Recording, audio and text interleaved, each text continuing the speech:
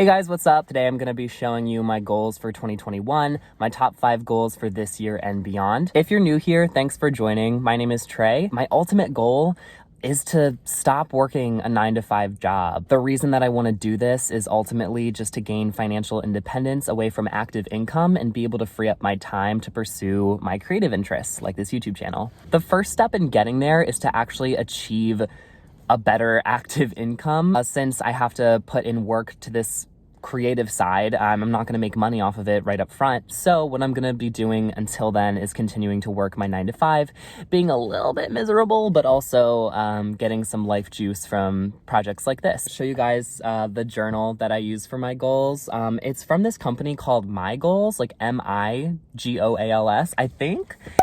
It might be a different brand. It might just be called MI. I don't know. But I really love this journal. It's the only journal that I found in Barnes & Noble that I thought was actually a good fit for like my life goals. I like it because they don't give you a time frame. It's not like an agenda, like a year-long agenda for 2021. It breaks it up into short-term goals, midterm goals, and long-term goals. I also really love this journal because it's perfect for people that don't exactly know what they want to do in life, and I'll tell you why. First, they break down, before you even start writing down your goals, they make you write about your purpose in life. They break it down into some easy steps through questions. So for example, they ask you, what situations get you really excited? Describe what you're doing and who you're with when you're doing them. If money wasn't an issue, what would you be doing right now? I would buy a lake house and a beach house, and I would be dating a lot more than I am currently. They say summarize the what you love to do section. How does what you love to do add value to others? And also, can you make a living from doing the thing you love to do? From there, you write down what your end purpose is in this gray box. And so I figured out that my purpose is to heal others, either through entertainment or meaning making, like therapy. I actually did study psychology, and I was debating becoming a therapist, but I ended up going against it because years of schooling, years more of debt, 40 to 60 grand of debt, and like 15 years before you can even really get your own practice. I needed to go a route that wasn't so long-term for me to be happy now. And so I'm going through the entertainment route, which is hopefully through YouTube, and I can do both. You know, I can create fun, entertaining videos, and I can create more educational and more, I guess, just personal videos about my life that can hopefully inspire people. So that's what we're doing with this one today. So without further ado, let's actually jump into the goals. My first goal for 2021 is to get out of debt. I have been working on this journey for over 2 years, and I'm finally excited to say that it's coming to a close. I will be out of debt. I know my journal says July of 2021, but I'll actually be out of debt by June of 2021. I'm continuing to submit $1,500 a month because it'll set me up to pursue my financial freedom sooner. But I'm actually paying double this month in January because I got a nice bonus at work for the holidays, and I just wanted to apply it towards the debt. Another thing that you can see from this journal is that they break everything up into key milestones, and more important, they tell you to have a deadline for those milestones. It's helpful because I can flip through all my goals and look at the dates to see what I need to focus on in that moment. I don't really need to change anything to make my goal of June. And even if I did make more payments, or I guess put more money towards my monthly payments, it wouldn't help me meet my goal that much sooner anyway, because I think the most I could pay if I was like crazy was $2,000 a month. That's probably the most I could literally afford without getting into like grocery money or something like that. That would only shorten my progress, I think, by a month. And it's not worth making my lifestyle miserable in order to have one more month. Yeah, but I'll be done by the end of June. And to reward myself, I'm going to buy a cake with the dollar amount of debt that I've paid off written on it, which should be around $43,000. I got inspired by Asia Dang, who did this. I think a lot of people have seen her like $200,000 like pay off student loan video, and that was super inspiring to me on this journey along with Dave Ramsey. So I want to do that for myself. I'm also going to take a road trip with my friend Natalie. We want to see our friend Ashley, who moved down to Florida a few years ago. She lives in the Tampa region, and we live in DC.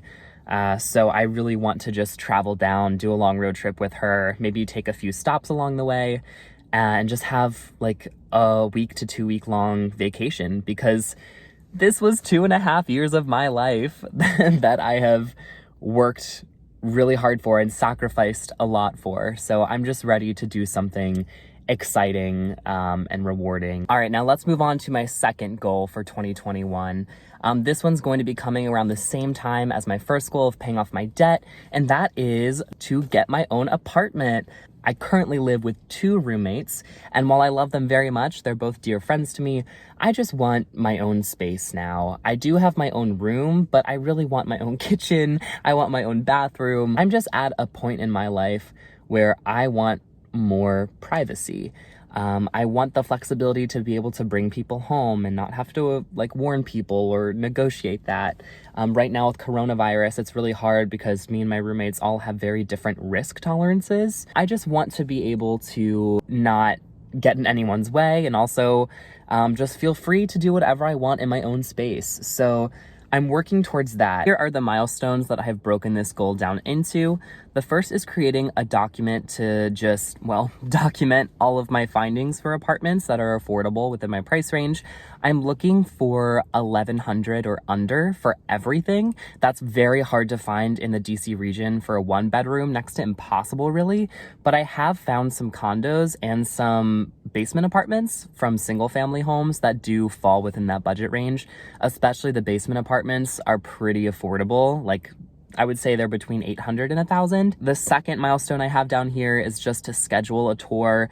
I'm not doing that until around May, because I just don't want to be touring places that obviously aren't going to be available in July, which is when I would need to move in, July 1st. And then my last milestone is just choosing a move-in day, and that's after selecting an apartment. Really, I guess selecting an apartment or a unit should be there too, but they only give you 3 spaces, so I just figured I'd choose the last thing that I need to do, which is choosing in a move-in day. Yeah, and then to reward myself for this, really the apartment or the unit in of itself is going to be reward. The privacy is going to be a reward.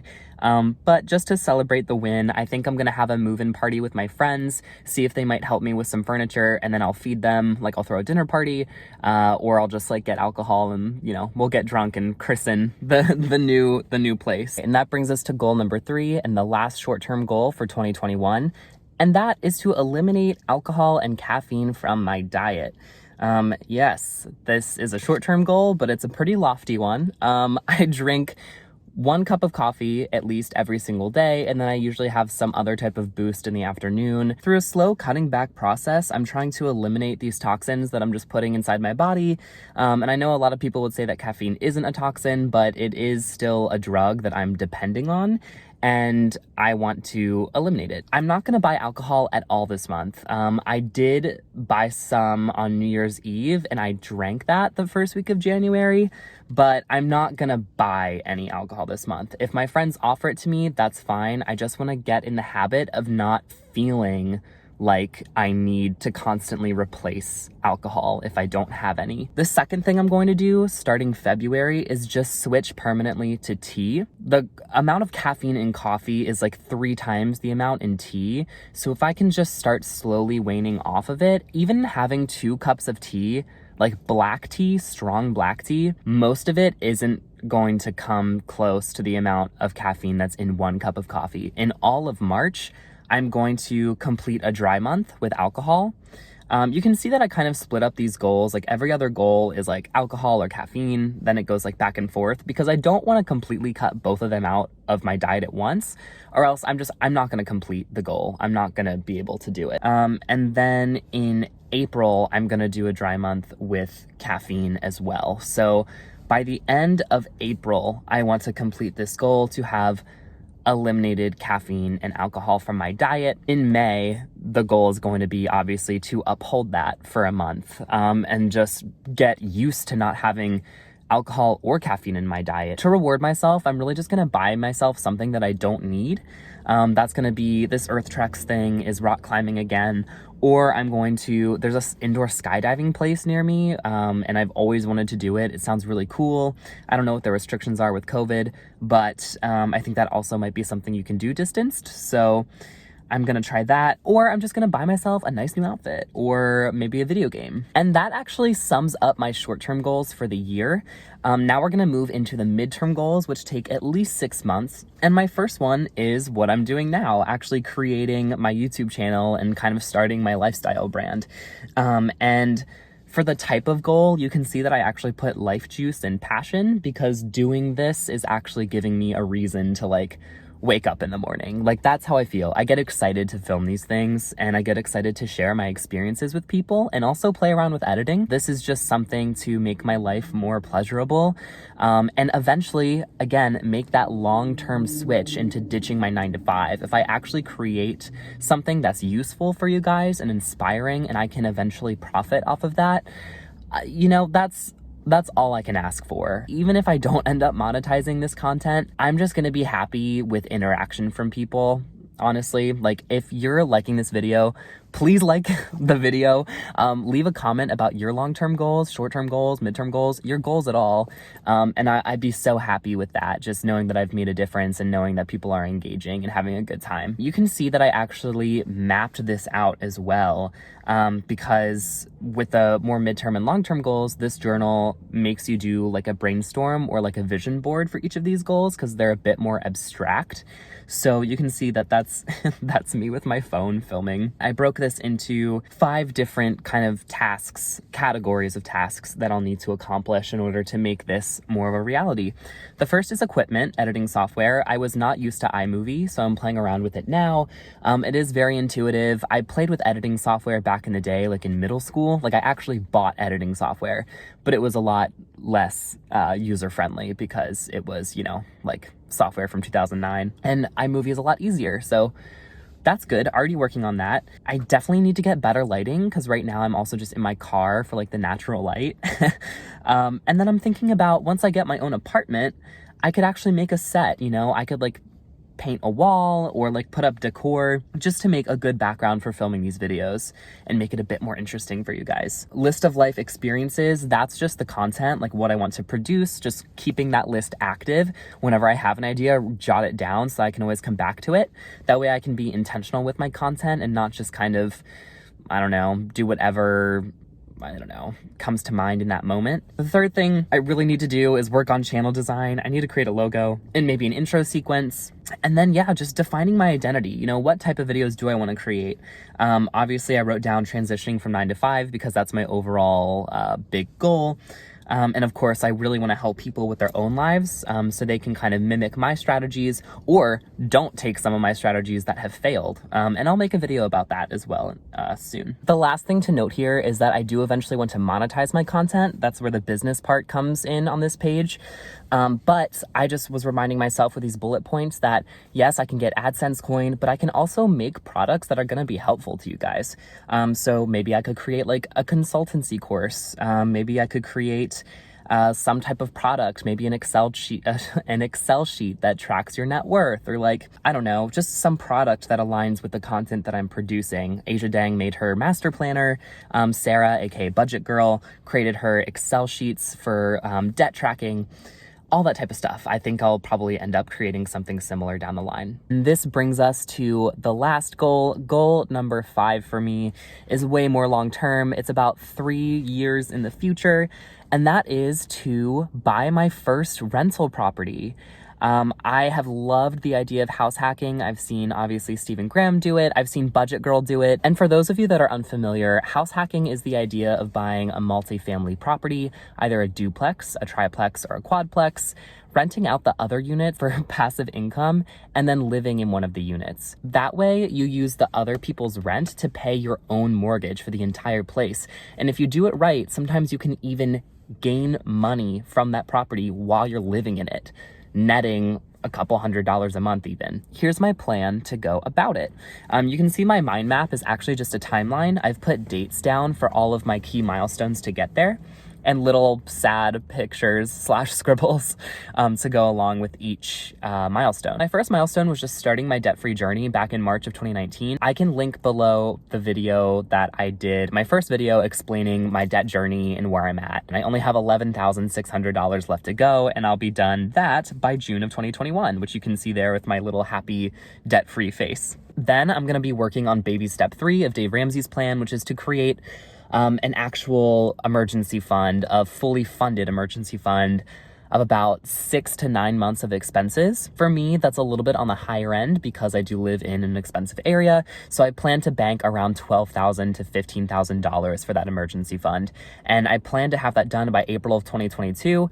But realistically, because I got a bonus again, I believe, and that sped up my debt time, I believe I'll be able to do that a little bit shorter, maybe even as early as January, if everything goes to plan and I don't need to spend a little more, which is kind of crazy to think that in a year's time from now, my emergency fund could be fully funded. That is wild. But yeah, so that actually might be changed to January. So then in February, or May, May is what I wrote down, I'm going to be opening an IRA separate from my 401k, or I'm just going to max out my 401k. I'm going to be saving up to 15%, by the way. It might be a combination. I might open my own IRA, contribute 10% there so I can control more of what funds I'm opting into. I might up that to 15 if I don't want to open my own Roth IRA. Or I will open my own Roth IRA. So we'll see. Then after that, around the same exact time, I'm going to start saving for my duplex fund, for my house hacking rental fund. I'm so excited, guys. I'm so fucking excited to get into real estate. I think it's going to be so fun. I'm going to try and save 15 to 30K for that. Realistically, the houses in this area are crazy expensive. I might move out a bit farther to do this, but we'll see. A lot of the houses around here that I've looked at, to put a 20% down, it would be like $40,000 at least. And realistically, I don't want to wait years to do this, so it will be my first home, so I'll be able to do it with an FHA loan and probably only put down 3.5%. And if that's true, I really might only need to save as little as 15 grand, which won't probably take more than a year to do. Now, there are some things that aren't listed here that I'm gonna need to do in order to list a property, like learning how to list a property, learning how to rent out a property, also learning how to buy a home. I know generally how to do it, and I know the process of buying is actually pretty easy, but then I'm gonna need to know a lot more about renovations. I'm gonna need to know just about houses in general. I don't know anything about like construction or like flooring or like ceilings. So there's a lot of just basic things that I'm going to need to learn in order to make this a reality, which is fine. I'm like down for the challenge, but also it just seems like a fun project and you get to be creative with it, especially with like renovations and stuff. So I might even have a short, like a little renovation budget. Or if I do the FHA loan to start, I'll use the rest of the money for a renovation fund or for a savings fund in case I have vacancies in the duplex. And then eventually I will use that money to move to another place, have another down payment for a house, and that'll probably just be where I want to live for a long time. But if not, if I really like real estate and I keep going this route, I could buy another duplex, or maybe I could upgrade to a triplex, and then I'll rent out the other side of the duplex that I was living in to then earn passive income, because I'll be renting both sides out. And by doing that, I should definitely be banking money on the property. I plan to accomplish this goal in August of 2023 of making the purchase and renting it out by then, which is really only, 2.5 or 2 2/3 years away. And in reality, I think I could even get it done sooner. So that's like really exciting. So that's it. Those are my top 5 goals for this year and beyond. Again, this is all leaning towards eventually becoming financially independent. That FIRE movement, I want to retire early. All that means is that I will no longer have to rely on a 9 to 5 for active income, and that I can produce active income in pursuing my creative interests, whether that's YouTube or some other type of service or platform. If you've made it this far, congratulations, and thank you for sticking with it. I would really love to know your goals now. What are you most looking forward to in this new year? And even beyond, What are your short-term goals that you're focusing on now that you're really excited to complete? What are you going to be doing to celebrate those wins? Because even the smallest win is progress, and that needs to be celebrated. And what are your long-term goals? What's your vision? What are you looking forward to? If you have any ideas on any of those goals, put them in the comments below, and I'm excited to get to know you guys better. So thank you so much for watching, and yeah, happy 2021, everyone. It has to be better than last year. All right, bye.